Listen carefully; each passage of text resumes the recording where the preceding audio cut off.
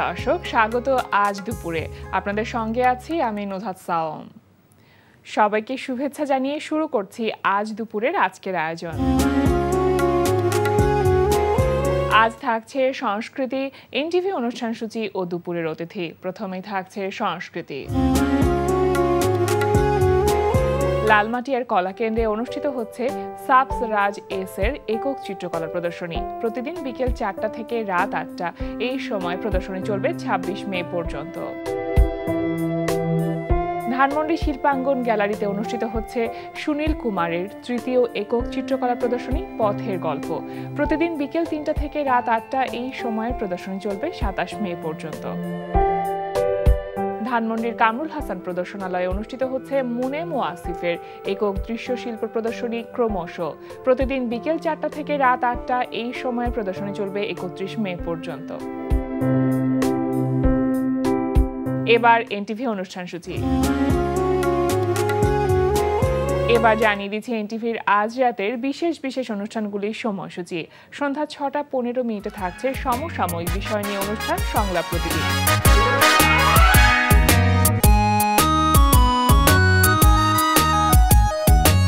সন্ধ্যা 6টা 45 মিনিটে থাকছে কাজী মোহাম্মদ মোস্তফার প্রযোজনায় অনুষ্ঠান বিজ্ঞানে আনন্দ। রাত 8টা 20 মিনিটে থাকছে আলামিন স্বপনের রচনায় তাইফুর জাহান আশিকের পরিচালনায় ধারাবাহিক নাটক ফাউল। যত ধরনের খারাপ অকারেন্স কাম আছে আমি আপনার হইয়া তা করছি, আপনি অস্বীকার করতে পারবেন? করছস, আর বারবার আমার বিপদেও ফেলাইছস। সবকিছু গুছায় আনছিলাম আমি, সবকিছু। পিতলা পিড়িতের জন্য আজকে আমার এত বড় সর্বনাশটা হয়েছে। বেদনা, ওরে বেদনা, এমন একটা সোহের ভাস দেশে আমারে, আমি আস্তে কাইতেই পড়ে গেছি। চেয়ারম্যানের দলে তো আমিও এক সময় আসছিলাম, কিন্তু তখন তো বুঝতে পারিনি। তার দলের থেকে বাইরে হওয়ার পরে আমি বুঝতে পারছি যে সে কতটা খারাপ মানুষ। ঢাকা থেকে ছেলে পেলে আসতেছে, টপ লেভেলের ছেলে পেলে, একটা ধরবে আর কচু কাটা করবে। মাশাআল্লাহ মাশাআল্লাহ, এত সুন্দর ব্রেকিং নিউজটা এর মধ্যে আপনি আগে কইবেন না? সাহস হইল আর কি। এমন একটা কথা মনে পড়ে গেছে, এক পুতের বউ তার শাশুড়ির একটা কথা করলে, তাই শাশুড়ি হইয়া কথার জবাব দিয়েছে, আমার তারি ওরম কথা তোমার হৌরেও মোল্লাক কইছে, কিন্তু রাহে নাই। রাত 9টা 30 মিনিটে থাকছে জাহাঙ্গীর চৌধুরী ও কাজী মোহাম্মদ মুস্তফার পরিচালনায় মার্সেল প্রেজেন্স হাসো সিজন 7। জাহাঙ্গীর বাবু, আপনার নিকট আজ একটু আফিম ভিক্ষা করিতে আসিয়াছি। না না, এমনি এমনি লইব না, আমার দপ্তর হইতে কিছু মূল্যবান বাক্য আপনাদিগকে উপহার করিয়া যাইব। আরে এবার ভূত ভয় পান? ভূত আপনারা ভূত ভয় পান? পান, কিন্তু আমি কোনো ভূত ভয় পাই না, কারণ আমার ছোট বোন আছে, তাও আবার 2টা। যার জীবনে 2টা ছোট বোন আছে তার জীবনে শত্রুর দরকার নাই। আমার 2 বোন, আমার 2 বোনের কাছে বর্তমানে আমি এতটা অবহেলিত এবং এতটা বিতাড়িত যে আমার 2 বোন যদি বাংলাদেশের 2টা পলিটিক্যাল পার্টি হয় তাইলে বর্তমানে আমার অবস্থা হইল আফা।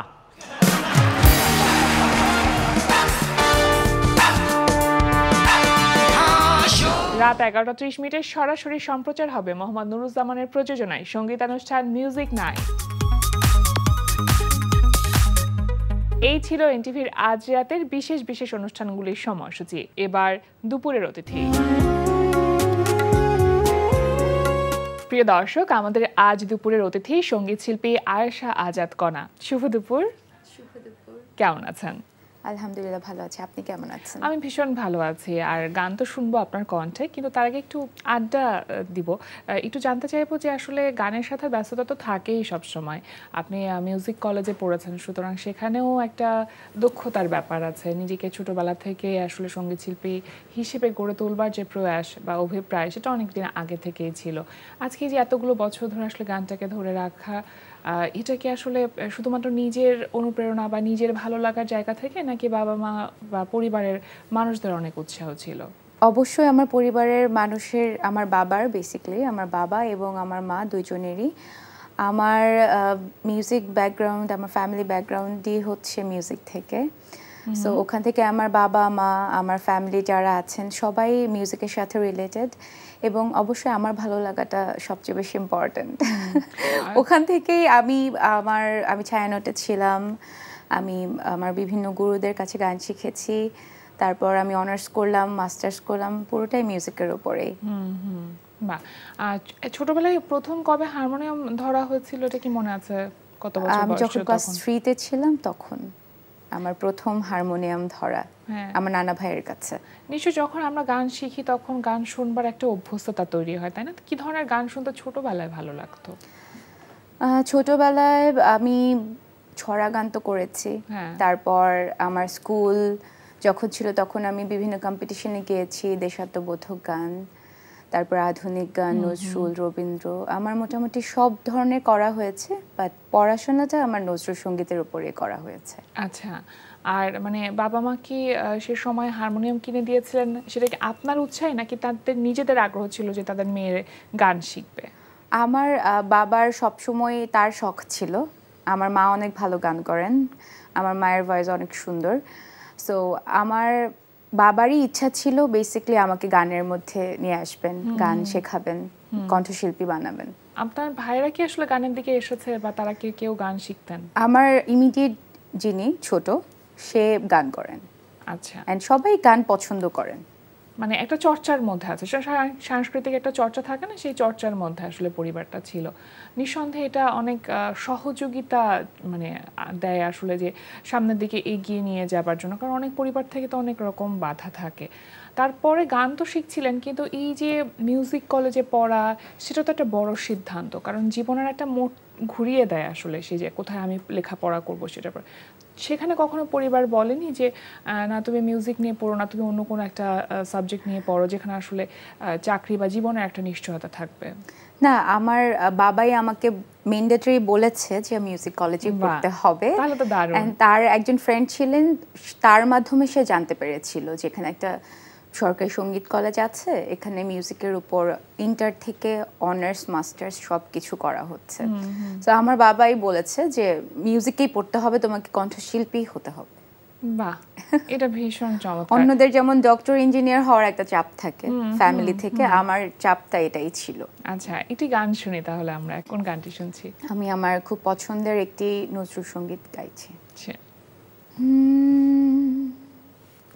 ফুলেরও জলসায় নীরব কেন কবি, ফুলেরও জলসায় নীরব কেন কবি, ভোরের হাওয়ায় কান্না পাওয়ায়, ভোরের হাওয়ায় কান্না পাওয়ায়, তব ম্লান ছবি নীরব কেন কবি, ফুলেরও জলসায় নীরব কেন কবি, যে বিনা তোমার কোলেরও কাছে বুক ভরা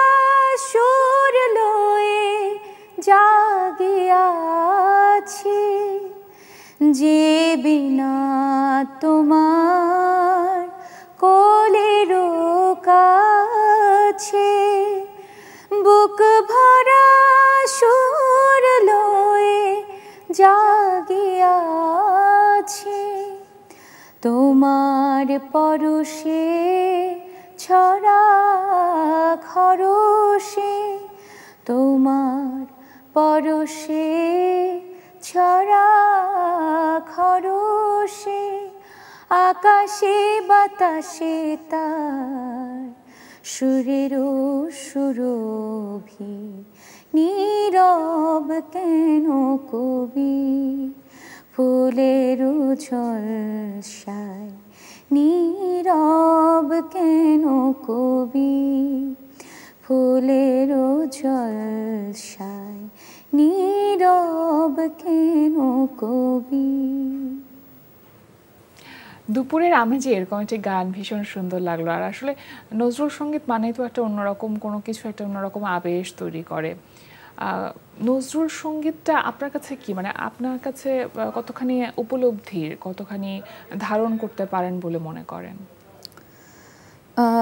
কাজী নজরুল ইসলাম তো বেসিকলি ছিলেন একজন অসাম্প্রদায়িক কবি। তার এই আদর্শ, তার বিদ্রোহ, প্রেম সব কিছুই আমাকে অনেক কি বলবো আবেগ আপ্লুত করে ফেলে। তার গানের লেখা, তার সুর, তার বিভিন্ন ধরনের বিদেশি সুরের গান, তার বিদ্রোহী গান, তার প্রেমের গান সব কিছুই আমাকে অনেক টানে সব সময়। আর মৌলিক গানের কাজ প্রথম কবে করা হয়েছে আপনার? মৌলিক গানের কাজ আমার প্রথম করা হয়েছে 2016 সালে। 2016-তে। সেই গানের কাজটা কিভাবে করা? নিজের উদ্যোগে করা কি? প্রথম মৌলিক গান যে গানটা ছিল, গানটা উত্তম সরকার ভাইয়া নিজেই হচ্ছে গানটা কম্পোজ করেছেন এবং লিরিক লিখেছিলেন কার্মিন রেমেশা টুম্পা। তিনি দেশে থাকেন না, দেশের বাইরে থাকেন। ওখান থেকে তিনি গানটা লিখে পাঠিয়েছেন এবং ভাইয়া গানটা কম্পোজ করেছেন। আচ্ছা, প্রথম রেকর্ডিং স্টুডিওতে নিজের গান গাওয়া, একটু কি নার্ভাস ছিলেন কিনা? একটু তো নার্ভাস ছিলাম। আর নজরুল সঙ্গীত নিয়ে কি কাজ করা হচ্ছে? নজরুলের গানগুলো রিলিজ করা, নিজে গাওয়া, মানে এই কাজগুলো কি করা হচ্ছে কিনা? এগুলো নিয়ে আমার প্ল্যান আছে, আমি একটু একটু করে কাজ করছি ইনশাল্লাহ। আচ্ছা, এই বছর বেশ কিছু পরিকল্পনা আপনারা আছে গানকে ঘিরে। প্রায় 9টা বা 10টা মতন গান আপনি নিজের মৌলিক গান রিলিজ করতে চলেছেন। মানে এই ধরনের সিদ্ধান্তটা কেন নিলেন? কেন আসলে 2025? আমার মনে হয়েছিল যে আমার মাস্টার্সটা শেষ হয়ে গেলে আমি ফ্রি হয়ে যাব, অ্যান্ড তখন তারপর থেকে আমি আমার গানগুলো রিলিজ করা স্টার্ট করব। এগুলো আসলে অনেক দিন ধরেই আমি বানিয়ে রেখেছি, রিলিজ করছি না এখনো। আমার বিভিন্ন ধরনের প্রজেক্টের সাথেও কাজ করা হয়েছে। আমি এবছর আমার মৌলিক গান ছাড়াও আরও বেশ কিছু গান বের হচ্ছে। প্রজেক্ট রিজু এবং প্রজেক্ট ইপিয়ানো, শাহ আব্দুল করিম, প্রজেক্ট আরিনা, সব কিছু আমার মোটামুটি আমার একটা নিজের আরেকটা কভার সং আছে, ওটা বের হচ্ছে। মোটামুটি এবছর প্রায় 20 থেকে 25টা গান আমি রিলিজ করতে যাচ্ছি আর কি। আচ্ছা, তার মানে এক একটা গান তো আসলে এক এক ধরনের হয়। যখন কোনো গান গেয়ে থাকেন বা সিদ্ধান্ত নেন যে এই গানটি আমি গাইবো, তখন কোন ব্যাপারটা মাথায় চলতে থাকে? কারণ যেহেতু উচ্চাঙ্গ সঙ্গীত কিংবা নজরুল সঙ্গীতের প্রতি আপনার একটা ভালো লাগা বা ভালোবাসা আছে, সেই জায়গা থেকে আপনি আসলে কি চিন্তা করে গান গেয়ে থাকেন? না, আমার বেসিক্যালি আমার নজরুল সঙ্গীতে পড়েছি আমি, কিন্তু আমার ছোটবেলা থেকে আমার ভেতরে ছিল যে আমি একটু ভার্সেটাইল গান করব, আমি ফোক করব, আমি নজরুল করব, আধুনিক করব, ব্যান্ড করব, পপ করব। আমার সব সময় একটু চিন্তা ভাবনাটা ছিল আমি ভার্সেটাইল গান করব, আমি সব টাইপের গান করব। এই জন্য আমার খুব বেশি প্রবলেম হয় না। আমার অনেক প্রজেক্টে তো ডিফারেন্ট গান থাকে, তখন আমি কোপ আপ করে নিই কোনো না কোনো ভাবে। কোথাও না কোথাও কেমন হয় যে সফট মেলোডি ধাঁচের গানগুলো একটু বেশি টানে? হ্যাঁ, আমার সফট মেলোডি, রক, ফোক সবকিছু আমার জন্য একদম, আমি কি বলবো, সবকিছুতেই আমি কানেক্টেড ফিল করেন। হ্যাঁ। আচ্ছা, এখন আসলে ইন্টারন্যাশনালি যেহেতু আমাদের প্ল্যাটফর্মটা কারণ YouTube based, social media based, সুতরাং কোনো একটি গান যখন রিলিজ করা হচ্ছে সবাই দেখছে বা সবাই জানছে। আগে তো এই ব্যাপারটা ছিল না। এখন এটা যেরকম সুবিধা আছে আবার অসুবিধাটাও আছে খানিকটা। কোথায় কোথায় চ্যালেঞ্জেস ফেস করেন অ্যাজ এ সিঙ্গার? আমি তো এখনো ওরকম করে ইউটিউবে আমার গান যায়নি, ওই যে বললাম এবার যাবে আস্তে আস্তে, তারপর আমি বুঝতে পারবো যে দর্শকের ধারণাটা আমার গান নিয়ে কিরকম। আমার একটা গান কলকাতাতেও অনেক বিখ্যাত হয়েছিল, আমি কি তোমায় খুব বিরক্ত করছি, একটা কলকাতার অনুপম রায়ের গান। এই গানটা বের হওয়ার পর আমি অনেক সাড়া পেয়েছিলাম দর্শকের কাছ থেকে। সেটা কি আপনার ইউটিউব চ্যানেল থেকে রিলিজ করেছিলেন? না, আমার ইউটিউব চ্যানেল থেকে না, হ্যাঁ, অন্য আরেকটা প্রজেক্টের কাজ ছিল আমার। আচ্ছা, আরো একটি গান শুনি, তারপর আমরা আরো গল্প করব। কোন গানটি শুনছি? আমি এখন আমার মৌলিক একটি গান শোনাচ্ছি। ঠিক আছে, শুনি। তুমি যদি তোমার মনে আমায় রাখো টুকে, তবে মন কোলে অভিযোগে মামলা দেব ঠুকে। তুমি যদি তোমার মনে আমায় রাখো টুকে, তবে মন কোলে অভিযোগে মামলা দেব ঠুকে। তুমি মুক্তি পাবে না, মুক্তি পাবে না, তোমার জন্য কেউ কখনো জামিন চাবে না, তুমি মুক্তি পাবে না, মুক্তি পাবে না, তোমার জন্য কেউ কখনো জামিন চাবে না। তুমি যদি তোমার মনে আমায় রাখো টুকে, তবে মন নকলে অভিযোগে মামলা দেব ঠুকে। Thank you. গানের কথাগুলো ভীষণ সুন্দর। কখনো হয় না যে গান গাইতে গাইতে বা গুনগুন করতে করতে নিজেও দুটো বা কিছু শব্দ পাশাপাশি রেখে গান লিখে ফেলা হয় বা সুরের প্রতি একটা আগ্রহ থাকে, সেটা কি আছে আপনার? হ্যাঁ আছে, কিন্তু আমি এখনো আমার লেখা গান এক দুটো, খুব বেশি এখনো নেই। আমার প্ল্যান আছে, আমি লিখবো, আমি করবো, সুর করবো। যখন কোনো আপনার ইউটিউব চ্যানেলে হোক বা অন্য যে কোনো প্ল্যাটফর্মে হোক গান রিলিজ করবার আগে একটু নার্ভাসনেস কাজ করে কিনা, বা সেই সময়টা কি চিন্তা কাজ করে? হ্যাঁ, অনেক এক্সাইটেড থাকে আমি ইদানিং, ফেসবুকেও বা ইউটিউবে বা কেমন আসবে, সো অনেক এক্সাইটেড থাকি। আবার একটু কিছুদিন পর এক্সাইটমেন্ট কমে যায়, কিন্তু প্রথম প্রথম খুবই দেখি। আবার অনেক গান আছে এরকম যে প্রথম খুব বেশি সাড়া না পেলেও কিছুদিন পরে যে ওটা খুবই সাড়া ফেলছে।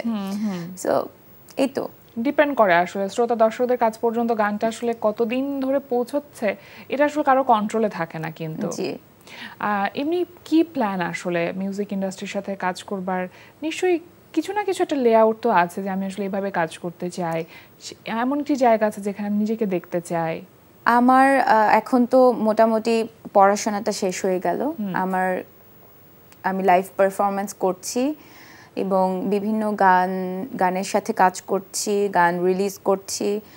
আমার একটাই ইচ্ছা যে মানুষ আমাকে একজন ভালো বিখ্যাত কণ্ঠশিল্পী হিসেবে চিনুক, যেন আমার মাধ্যমে যেন শুদ্ধ সঙ্গীত মানুষের কাছে পৌঁছে। এই ভাইরাল হওয়ার দুনিয়ায় আমার মনে হয় আমাদের সোশ্যাল মিডিয়া বলেন বা আমাদের বিভিন্ন যেসব মিডিয়া আছে সব জায়গায় আমি দেখি না যে কতটুকু সত্যিকারের শিল্পীদেরকে অ্যাকচুয়ালি কতটুকু কদর করা হচ্ছে। এখন কিন্তু সবকিছু অনেক হয়তো সেই প্রত্যাশার জায়গাটাও আপনার কাজ করছে না। সো ওই জায়গা থেকে আমিও চাই যারা অনেক ট্যালেন্টেড শিল্পী আছেন তারাও যেন উঠে আসে এবং আমিও যেন মানুষকে ভালো কিছু উপহার দিতে পারি। অবশ্যই সেই শুভকামনা সবসময়, কোয়ালিটি কন্টেন্ট যেন সবসময় দর্শক পায়। সেটাই, কোয়ালিটি হয়তো খুব অল্প সময়ের মধ্যে সাকসেস না পেলেও লং রানে কিন্তু গিয়ে সেটা মানে সাকসেসফুল হবেই, এটা আসলে পরীক্ষিত। সুতরাং সেই ধৈর্যটুকু রেখে আমাদেরকে কাজ করে যেতে হয়। অনেক ধন্যবাদ আপনাকে আমাদের আজকে আয়োজনে এসে সময় দেওয়ার জন্য। সবশেষে আরো একটি গান আপনার কণ্ঠে আমরা শুনবো, কোন গান? অনেক ধন্যবাদ। এখন আমি একটা ফোক গান করছি। ঠিক আছে, শুনি। ভ্রমর কয়ো গিয়া শ্রীকৃষ্ণ বিচ্ছেদের অনলে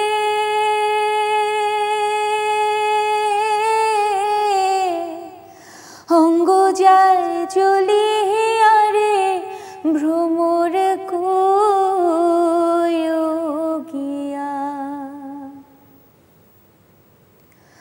ভ্রমর কয়ো গিয়া শ্রীকৃষ্ণ বিচ্ছেদের অনলে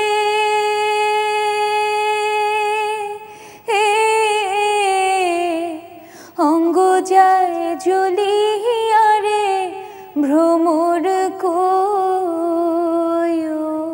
গিয়া। Thank you. অনেক ধন্যবাদ আপনাকে, ভালো থাকবেন। অনেক ধন্যবাদ। প্রিয় দর্শক, আমরা চলে এসেছি অনুষ্ঠানের শেষ প্রান্তে। অনুষ্ঠান সম্পর্কে আপনার মতামত জানাতে মেইল করুন আজ দুপুরে @ntvbd.com এ। বিশ্বের যে কোনো প্রান্ত থেকে যে কোনো সময় আজ দুপুরে দেখতে ভিজিট করুন আমাদের পূর্ণাঙ্গ ওয়েব পোর্টাল www.ntvbd.com। এছাড়া এনটিভি সব জনপ্রিয় অনুষ্ঠান ও খবরের আপডেট পেতে ভিজিট করুন আমাদের ইউটিউব চ্যানেল ও ভেরিফাইড ফেসবুক পেজে। সবার মঙ্গল কামনায় আজকের মতো এখানেই শেষ করছি। শুভ দুপুর।